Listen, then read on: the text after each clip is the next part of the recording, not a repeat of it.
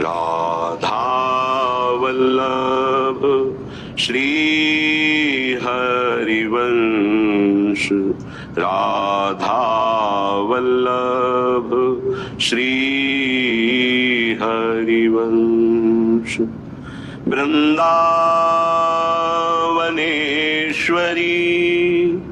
तवैव पदारविन्दम् प्रेमामृतैकमकरन् रसौघपूर्णम् हृद्यर्पितं मधुपते स्मरतापमुग्रम्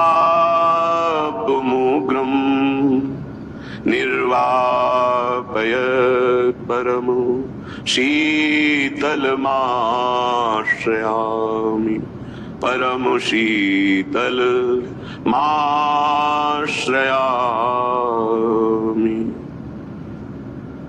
कब मेरी सुधि करी हो वृषभानु लड़ेती राधा, स्वामिनी राधा लाडली राधा। कब मेरी सुधि करी हो वृषभानु लड़ेती राधा।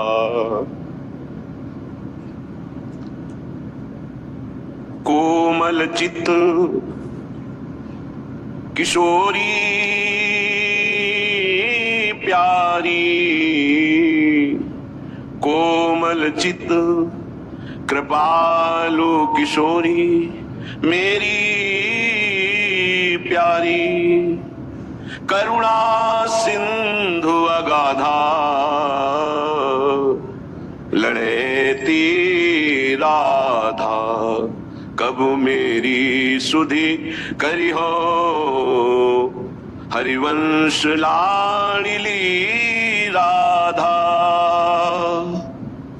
अधम उदाहरण पतित पावनी श्यामा, मेरी श्यामा। अधम उदाहरण पतित पावनी, हरन सकल भव बाधा। करुणा सिंधु अगाधा मेरी स्वामिनी लड़ेती राधा। कब मेरी सुधि करी हो हरिवंश लाडली राधा। धर्म कर्म तजी कोटि पाप किए, साधन कछु न साधा। श्री राधा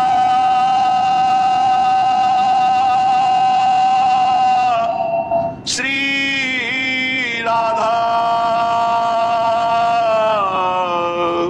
धर्म कर्म तजी कोटि पाप किए, साधन कछु न साधा। कोमल चित किशोरी प्यारी, करुणामयी अगाधा। श्री राधा श्री राधा। ढेर सुनत ऐसे पतितन की, ढेर सुनत ऐसे पतितन की। बिरमत नहीं पल आधा, दयालुता कृपालुता की राशि है। बिरमत नहीं पल आधा, भोरी अब सब भांति भरोसो। भोरी अब सब भांति भरोसो, गोरे चरण कमल सो। मन बांधा मेरी राधा, करुणा सिंधु अगाधा। श्री राधा कब मेरी सुधिले हो, हरिवंश लाडली राधा, कोमल चित किशोरी प्यारी, करुणा सिंधु अगाधा, प्यारी राधा मेरी राधा, स्वामिनी राधा। उपासक अपने गुरु प्रदत्त इष्ट मंत्र, इष्ट नाम, इष्ट रूप, इष्ट धाम और इष्ट प्रेमी, इतना ही मन दौड़ाने का स्थान है हमारा। इसके अलावा अन्य सब निषेध है। जहां हमारा मन परम सुख में डूबेगा वो यही स्थान है। गुरु प्रदत्त इसलिए कि उपासना सिद्ध तभी होती है जो सांगोपांग होती है। सांगोपांग कहते हैं गुरु प्रदत्त नाम, गुरु प्रदत्त मंत्र, गुरु प्रदत्त कंठ अर्थात इष्ट और गुरु प्रदत्त ग्रंथ अर्थात आचार्य वाणी। जाके यह सांगोपांग उपासना हुए, वाको या रस सिद्ध होए, वही इस रस का रसास्वादन कर सकता है। तो अहोभाग्य है उपासक को जिसको गुरु प्रदत्त उपासना प्राप्त हुई है। ये बहुत बड़ी निधि है। अगर उपासक उपास्य देव का भरोसा हृदय में रख ले, फिर सारी जिम्मेवारी आराध्य देव उसकी ले लेते हैं। योगक्षेमम वहाम्यहम्, निश्चिंत हो जाता है उपासक। न लोक की चिंता, न परलोक की चिंता। बड़े से बड़े भय के अवसर पर भी हृदय में एक अद्भुत शीतलता, एक अद्भुत आनंद की उपस्थिति रहती है, क्योंकि आराध्य देव उसके हृदय में प्रकाशित हो गए हैं। जब तक कोई अन्य भरोसा, अन्य आश्रय है, तब तक उपास्य देव त्रिगुण माया का पर्दा लगाकर हृदय में ही छुपा छुपी का खेल खेलते रहते हैं। श्रीपाद प्रबोधानंद जी महाराज कह रहे हैं, क्यों अन्य का आश्रय ले रहे हो? अन्य में आपका शरीर भी है, आपका अंतःकरण भी है, आपका स्वभाव भी है, आपका शारीरिक संबंध भी है, आपका इंद्रियों से भोगों का संबंध भी है। ये सब अन्य के अंतर्गत आता है। अनन्य में एक ही बात केवल होती है, आराध्य देव, बस कुछ और नहीं। मेरे तो गिरधर गोपाल दूसरो न कोई, ये केवल अनन्यता का स्वरूप है। श्रीपाद बहुत करुणा करके कई श्लोकों में इस शब्द का प्रयोग किया है। कह रहे मरिष्यसि कदा सखे त्वमिति किम विजानासि किम शिशोः श्रुत तरुणस्य वा न खलु मृत्युराकस्मिकः तदद्य निरवद्य धीर वपुरिन्द्रियासक्तिको न किंचन विचार द्रुतमुपैः वृंदावनम। हे सखे, मरिष्यसि कदा, तुम्हें पता है तुम्हारा शरीर कब छूट जाएगा, किस दिन तुम्हारी मृत्यु होगी, तुम्हें पता है? क्या तू ऐसा जानता है कि तेरी वृद्धावस्था में ही मृत्यु होगी? तो गलत तेरी सोच है। शिशो हो, शिशु अवस्था में भी हो सकती है, सुतरुणस्य, सुंदर जवानी में भी मृत्यु हो सकती है। खलु मृत्यु आकस्मिक, अकस्मातिक, कभी भी किसी भी समय किसी अवस्था में हो सकती है। तदद्य निरवद्य धीर वपुर इंद्रियाशक्ति को, इसलिए मेरी बात मान लो। यदि अपनी इंद्रियों को तुम रोक पाओ और मन को नाम में लगा दो प्रिया प्रीतम के, तो ये जीवन तुम्हारा सार्थक हो जाएगा, धन्य हो जाएगा। नहीं, अच्छे अच्छे मृत्यु का अवसर आने पर भयभीत हो जाते हैं। ध्यान रखना, मृत्यु ऐसा भयावह नाम है जो सबके होश उड़ा देती है, पर जिनके होश श्री जी के चरणों में समर्पित है वो मृत्यु के होश उड़ा देते हैं। मृत्यु भय प्रदान करती है, वो ऐसी अभय अवस्था में होते हैं कि मृत्यु भी कुछ नहीं बिगाड़ सकती। जब ध्रुव जी परम पद में आरूढ़ होने के लिए चरण बढ़ाए भगवान का दिव्य विमान पार्षद, तो काल प्रकट हुआ और बोले इस लोक की मर्यादा है, मैं स्पर्श करता हूं तभी कोई आगे जाता है। तो ध्रुव जी ने कहा ठीक है, मैं स्पर्श करता हूं आपको, और काल के माथे पर पैर रखकर भगवान के दिव्य विमान पर पार्षदों ने हाथ पकड़कर ऐसे बैठाला। भक्त काल के माथे पर चरण रख करके चलता, पर वो भक्त जो अनन्य है प्रिया प्रीतम, जो अनन्य है प्रभु का, प्रभु के सिवा किसी अन्य से आस विश्वास नहीं है। तदद्य निर्वद्य धीर वपुर, बहुत धैर्यवान हो जाओ, मृत्यु की तैयारी कर लो।